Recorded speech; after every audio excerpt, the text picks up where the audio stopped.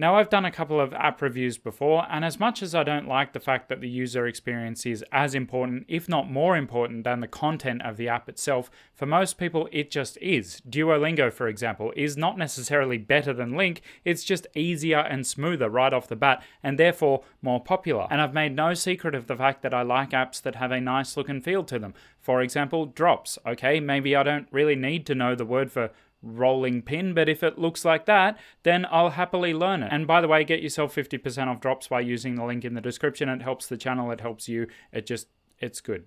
Use it. Another thing that I'm a fan of is anything that facilitates offline language learning. Smartphones and the internet in general is distracting, so wherever possible, I'd prefer to disconnect completely. So imagine my reaction when I heard about an app with a perfectly smooth UX that also boasted a completely offline experience. An app so un-app-like that it wasn't an app at all.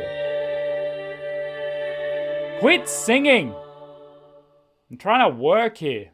Language Guardians 3 is one of 5 different language learning card games from the aptly named Language Card Games, founded by Matthew Boyle, who, by the way, is one of the nicest people I've ever met. And in case you're wondering, no, this video is not sponsored by Language Card Games. I have no affiliate link with them or anything. The link in the description just helps you to find the website, so please check it out. Matthew simply asked me if it was okay for him to send me a game that I could then make a video about, and I'm not going to tell you when that was because the US had a different president then. And it may or may not have been Theodore Roosevelt. It was a while ago, I'll admit. It turns out I have no idea how to review card games. You know, a lot of games out there, they will teach you your specific target language because they print the words of your target language or the phrases of your target language onto the cards. So that is a benefit of those games, but it's also their limitation. Once you learn the words or phrases on those cards, you're done with those cards. So mine is different in that it functions as like a vehicle and you will never finish the deck. There's always something new you can say. And when you play with people, new things constantly come out, so the replay value is high. I did make 3 editions of the Language Guardians game, and I'm just going to keep adding more editions and more categories. In particular, I found it difficult to summarize my thoughts about this card game because of exactly what Matt is talking about here. There isn't just one way to play this game. How much of your target language you explore with it is totally up to you. If you don't know anyone else who is learning a language, the cards don't have to be used as part of a game. I found they work perfectly well as a nice change of pace from input-based learning. In most conversations, my Swedish sounds like it's at about 70%. Some Swedes have even said 80 or even 90%. But when doing this kind of stuff, I realized that if we're calling my English 100, my Swedish is barely nudging a 50. The game's kind of like a really high quality wide-angle lens that gives you a huge perspective of the tiny dot that you are in this massive language learning space. And as I mentioned, it's not even the only game. And other tongue means like your non-native language as opposed to your mother tongue, so it's called other tongue. And that is a much higher difficulty level. I compare it to Magic the Gathering, although it doesn't play like that. Sometimes people think they expect it to play just like that, but it has a different rule set. But I compare it to that to give you an idea of the complexity level. Every card has a different rule. Every single card has a different way it operates in the game. So that makes it a lot more complex because you have to learn the rule of every card.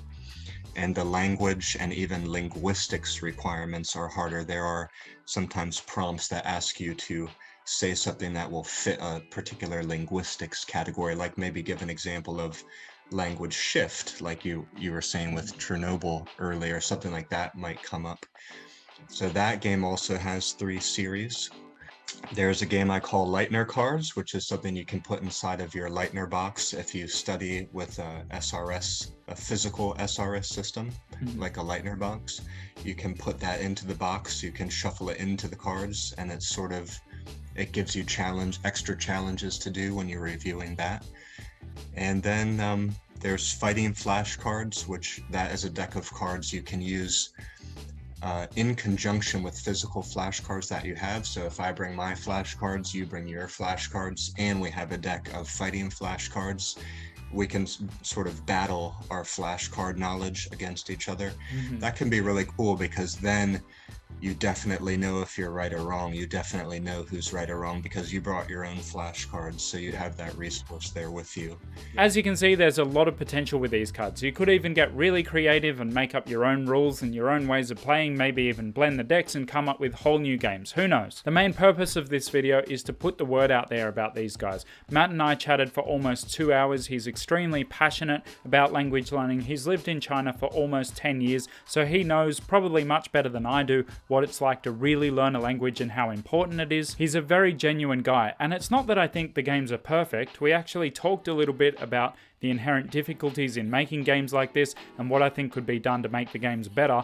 But the thing that really encourages me is that when Matt says he's going to make more games and make more versions of the games that exist, I believe him. I don't doubt that in the slightest. But what would really help him to make the games good in the future is lots of feedback from language learners. So guys, please check out the website. Please check out Matthew's YouTube channel. On the website, there's a budget option for the cards where you print them out yourself. But if you do go for the fancy option, I believe that he packs every single one in one of these nice little boxes, which is cool. I actually thought he just did this for me because I was a celebrity. But no, that was a joke, okay? I don't think I'm a celebrity. I know I am. So definitely check it out. It's probably the most original language learning tool going around. It's not an app, it's not a book, it's not a class, and if you use it well, it can be just as effective as any of those things. Certainly more effective than a class. So that's it from me. If you've already checked out the Language Card Games website and you're not doing anything else for the next 8 minutes, then watch my short film, damn it. No one's seen it. It's got Captain Sinbad in it. What more do you want? Maybe for it to be good. Comments like that are not helpful.